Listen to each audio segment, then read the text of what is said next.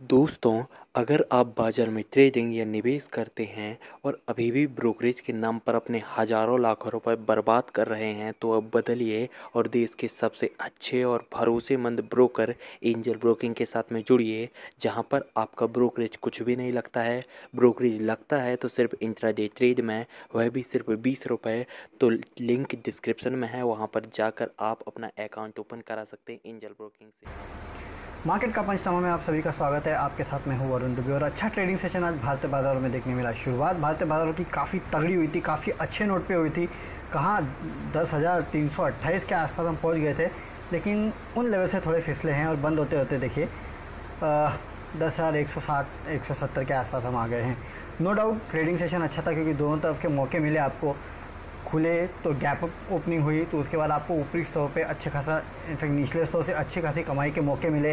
लेकिन ऊपरी स्टोर से फिर देखिए, फिर कहीं ना कहीं मार्केट में गिरावट जो है वो ऊपरी स्टोर से आई और 10,200 के नीचे आके हम बंद हो गए। आपको याद होगा मैं लगातार आपको यही बोल रहा था कि 10,200 जो है वो एक निर्णायक लेवल होगा। उसके ऊपर जब हम जाएंगे और क्लोजिंग देंगे, तब शायद आपको फिर से एक फ्रेश तेज़ी जो है 10,500 के आसपास की वो देखने मिलेगी। हालांकि ये जो रेजिस्टेंस लेवल है काफ़ी इंपॉर्टेंट है और इसको क्लोज होना, इसके ऊपर क्लोज होना है ना, ये काफ़ी इंपॉर्टेंट है। आई होप इसके बाद जब भी हम बंद होएं तो इसके ऊपर बंद होए, क्योंकि आपका 100 DA में भी देखिए 10,319 320 के आसपास है और आज हम कहाँ से घूमे हैं 10,328 के आसपास। तो 100 DA को हम कहीं ना कहीं टेस्ट कर रहे हैं। 10,200 निकलने के बाद ये जो 100 DA का लेवल है ना, ये आपके लिए काफ़ी इंपॉर्टेंट हो जाएगा। इसको निकलने दीजिए। हालांकि संकेत ख़राब नहीं है, संकेत अच्छे हैं, ग्लोबली संकेत भी अच्छे। डॉव फ्यूचर्स को भी अगर आप देखें तो वहाँ अच्छी खासी तेज़ी देखने मिल रही है।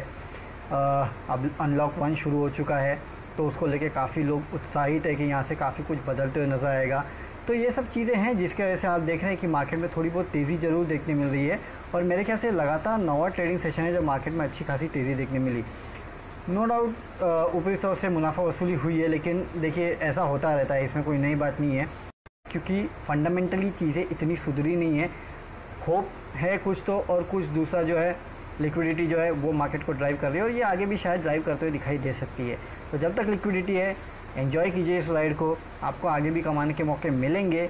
लेवल जो है वो याद रखिए, सबसे इंपॉर्टेंट 10,200 है, उसके ऊपर जाके आपको क्लोजिंग नहीं है। अगला लेवल जो है 10,310 का है, जो कि 100 DA में है। उसके ऊपर जाके अगर हम बंद होते हैं और उस लेवल के ऊपर टिक पाएंगे ना, तो मेरे ख्याल से आपको शायद फिर ऐसा लगेगा कि हाँ चलो ये लेवल निकल गया, ये हमारा सपोर्ट बन गया। फिलहाल ये जो है ये आपका रेजिस्टेंस है और इसके ऊपर जाने में थोड़ी दिक्कत आपको आगे भी हो सकती है, ये बात आपको याद रखना है। तो लगातार 9 ट्रेडिंग सेशन हो गए जब मार्केट हरे निशान में बंद हो रहा है। अच्छी बात है, जिनने कमाया उनको कॉन्ग्रेचुलेशंस, और जो नहीं कमा पाए अभी भी मौके हैं, मौके ख़त्म नहीं हुए हैं। आगे अभी आपको काफ़ी सारे मौके जो है वो मिलते जाएंगे, क्योंकि अगर लिक्विडिटी और होप रैली है तो ये होप और लिक्विडिटी आगे भी जारी रहेगी, ये आपको याद रखना है। चलिए सवाल जवाब का सिलसिला शुरू करते हैं। SBI पे व्यूज़ पूछे जा रहे हैं। ब्रज किशोर सराफ जी पूछ रहे हैं कि SBI में क्या करना चाहिए। देखिए, नतीजों के बाद जिस तरह से SBI चला था तो ठीक है, बहुत अच्छा मूव देखने मिला था। आज ये 186 के आसपास आके बंद हुआ है। हालांकि सुबह आज इस काउंटर में भी अच्छी खासी मूव देखने मिली थी, लेकिन देखिए बैंक्स के लिए कुछ ये हफ्ता है ना काफ़ी वॉलेटाइल रहने वाला है। एक बात आपको याद रखनी है, क्यों? क्योंकि वो जो मॉनिटोरियम के लिए एक्सचेंज मिलना चाहिए नहीं मिलना चाहिए, इसके ऊपर इस 12 तारीख को सुनवाई है। तो उसके ऊपर, उसके पहले काफ़ी कुछ आपको इस तरह की हलचल जो है बैंक्स में देखने मिलेगी। और इसमें सबसे ज़्यादा वॉलेटाइल जो रहेंगे वो कहीं ना कहीं ये PSU बैंक ही रहेंगे, जिसमें सबसे ज़्यादा वॉलेटिलिटी आपको देखने मिलेगी। तो इनको थोड़ा स्ट्रिक्ट स्टॉप लॉस के साथ ट्रेड करना, ये वो हफ्ता नहीं है जब आप लॉन्ग टर्म का व्यू ले सकते हैं इन कॉन्ट्रैक्ट में। नहीं, अभी मत लेना, अभी रुक जाइए। ये मॉनिटोरियम का जो केस है सुप्रीम कोर्ट में, इसको सुलझ जाने दीजिए, उसके बाद लॉन्ग टर्म का व्यू लेना। फिलहाल आपको इस हफ्ते कम से कम जितने PSU बैंक या फिर जितने बैंकिंग काउंटर्स है, खासकर PSU और NBFC, ये दो स्पेस याद रखना, PSU बैंक्स और NBFC, इनमें आपको ट्रेडिंग करनी है। इनमें आपको लंबे अवधि का नज़रिया फिलहाल इस हफ्ते नहीं बनाना है। जो बनाएंगे मंडे को बना लेंगे, अगले मंडे, इस हफ्ते नहीं बनाना है। तो अगर आप इसको ट्रेड करना चाहते हैं तो शॉर्ट टर्म के लिए एक जो है 200 के आसपास का टारगेट निकल के आता है, क्योंकि एक साइकोलॉजिकल सपोर्ट है कहीं ना कहीं इस काउंटर के लिए। तो इमीडिएटली 200 के लेवल के आसपास के लिए आप इस काउंटर को ट्रेड कर सकते हैं। 186 के आसपास है, 177 का स्टॉप लॉस जो है वो आपको इस काउंटर पे लगाना चाहिए, जो कि इस कंपनी का 50 DA में है। और 200 के फर्स्ट लेवल जो है आपको वो 200 के आसपास देखने मिल सकता है। उसके बाद 220 230 के आसपास का लेवल जो है वो इंपॉर्टेंट हो जाता है। तो ये जो लेवल्स है इसको याद रखिए और इन लेवल्स पे सपोर्ट लेके या फिर रेजिस्टेंस लेके आप इन काउंटर्स में काम कर सकते हैं। लॉन्ग टर्म का अभी व्यू मत लेना, फ्राइडे के बाद ही लेना अगर आपको लेना है तो। चलिए अगला सवाल, आईजीएल सुनील कुमार सिंह। देखिए आईजीएल ऐसा काउंटर मुझे बहुत पसंद है, एक बात आप याद रखिए।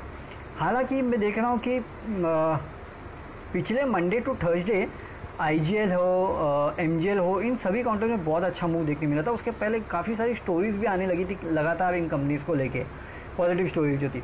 उसके बाद आईजीएल ने अपने जो सीएनजी है उसके प्राइसेस भी बढ़ाए थे, तो उन सब का फ़ायदा जो है आईजीएल को मिला पिछले कुछ दिनों में। हालांकि पिछले 2 ट्रेडिंग सेशन से अगर आप देखें तो आईजीएल एमजीएल जितने बेसिकली ये गैस की कंपनीज़ है उनमें अब रेजिस्टेंस देखने मिल रहा है। अब इन काउंटर में कहीं ना कहीं जो है ये काउंटर अटकते हुए नज़र आ रहे हैं। 473 के आसपास ये काउंटर जो है वो फिलहाल ट्रेड कर रहा है। मेरे ख्याल से देखिए काउंटर अच्छा है, काउंटर को लेके कोई प्रॉब्लम नहीं है, बट ये काउंटर है ना फिलहाल 2 दिन से लगातार पिटते जा रहा है। और इस पिटाई का रीज़न ये है कि पिछले 4 दिन अच्छा चला तो जाहिर सी बात है अब ये काउंटर में गिरावट देखने मिल रही है।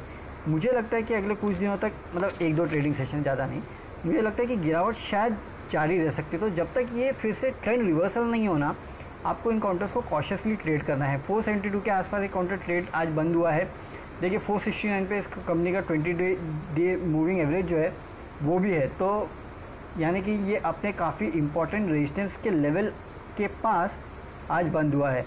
तो अगर आप इस काउंटर को ट्रेड करना चाहते हैं तो 469, देखिए आज का लो भी यही है ना, तो 469 का लेवल पहले याद रखिए। इसको अगर तोड़ता है तो 442 45 के आसपास एक काउंटर जो है वो जा सकता है।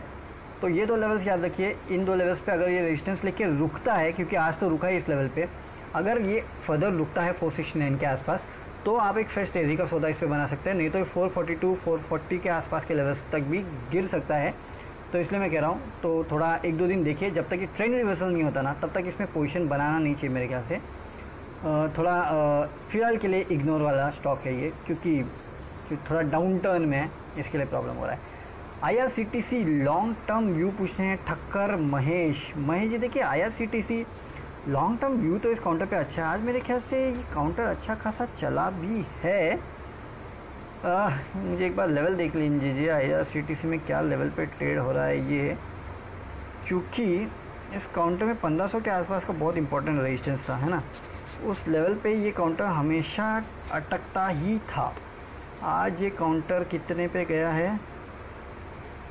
ओके 1500 के पार निकल गया। चलिए बहुत बढ़िया, 1500 के पार निकल गया और 1500 के ऊपर इस काउंटर ने क्लोजिंग दी है। तो मेरे ख्याल से अब आपको इस काउंटर को जो ट्रेड करना है वो कहीं ना कहीं यहाँ से और 100-150 रुपये के आसपास की तेज़ी के लिए आपको ट्रेड करना चाहिए इस काउंटर को।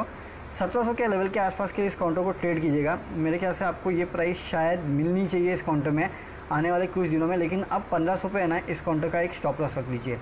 1500 का एक इमीडिएट स्टॉप लॉस होगा। और अगर आप थोड़ा लंबी अवधि के लिए इसमें लेना चाहते हैं तो थोड़ा लंबा स्टॉप लॉस अगर आप रखना चाहते हैं तो आज का लो रख लीजिए 1450 के आसपास का स्टॉप लॉस। ये स्टॉप लॉस रख के आप इस काउंटर को लॉन्ग टर्म के लिए तो ले ही सकते हैं, मीडियम टर्म के लिए भी 1700 के आसपास के लेवल के लिए आप इस काउंटर को ट्रेड कर सकते हैं। नारायण पांडे एनबीसीसी पे पूछ रहे हैं कि एनबीसीसी में क्या करना चाहिए। देखिए एनबीसीसी रिस्की बेट है बट चल रहा है, एक बात सही है। 18 रुपये के आसपास ही चलना चालू हुआ था, 23 रुपये के आसपास ये काउंटर ऑलरेडी आ चुका है। मेरे ख्याल से इसमें आप सिर्फ मीडियम टर्म व्यू लीजिए, लॉन्ग टर्म के लिए इस काउंटर को बिल्कुल अपने पोर्टफोलियो में मत रखना। अभी भी डेडली काउंटर है, यू नेवर नो, यहाँ से डबल भी हो सकता है लेकिन यहाँ से आधा भी ये काउंटर हो सकता है, ये आपको याद रखना है। तो मेरे ख्याल से इस काउंटर को आप ट्रेड कर सकते हैं, उससे ज़्यादा कुछ नहीं। फिलहाल 24 के आसपास इस काउंटर का 100 डे मूविंग एवरेज है, तो 24 के इमीडिएट लेवल के लिए आप इस काउंटर को ट्रेड कीजिएगा। और अगर उस लेवल के आसपास से काउंटर निकल जाता है तो फिर आपको 27-28 के आसपास के लेवल देखने मिल सकते हैं। तो फिलहाल 1 रुपये के आसपास का जो रेजिस्टेंस है वो इसमें देखने मिल सकता है। 24 का फिलहाल medium very short term target with 2250 एक स्टॉप लॉस रखिएगा। अगर 24 को पार कर जाता है 2450 को, तो आपको 26-27 के आसपास के लेवल जो है वो इस काउंटर में आते दिख सकते हैं। लेकिन ये महज एक ट्रेडिंग बेट है, बहुत स्ट्रिक्ट स्टॉप लॉस रखे इस काउंटर को ट्रेड करना, क्योंकि ये काउंटर कब फिसल के वापस 18 पहुँच जाएगा ना, आपको पता भी नहीं चलेगा, इसके लिए कह रहा हूँ। Sandeep Trivedi Voda idea, sir Voda idea पे व्यू लेना है ना बहुत ख़तरनाक है। अब देखिए मुझे पता है, मैं जब ये 5 रुपये का था 3 रुपये का था तभी मैं बोलता था इसमें पैसा मत लगाइए। आज ये 12-13 रुपये के आसपास पहुंच गया है तो भी मैं बोलूँगा कि पैसा इस काउंटर में लगाने का मुझे तो कोई समझ में आता नहीं है क्यों लगाना चाहिए। अब अगर कंपनी बच गई, खुदा ना खास्ता बच गई, क्योंकि मुझे लगता नहीं है वोडाफोन बचेगा, बट चलिए ठीक है, अगर समझिए बच गई ये काउंटर ना अगर ये कंपनी बच गई तो ये स्टॉक 50 रुपये का हो जाएगा।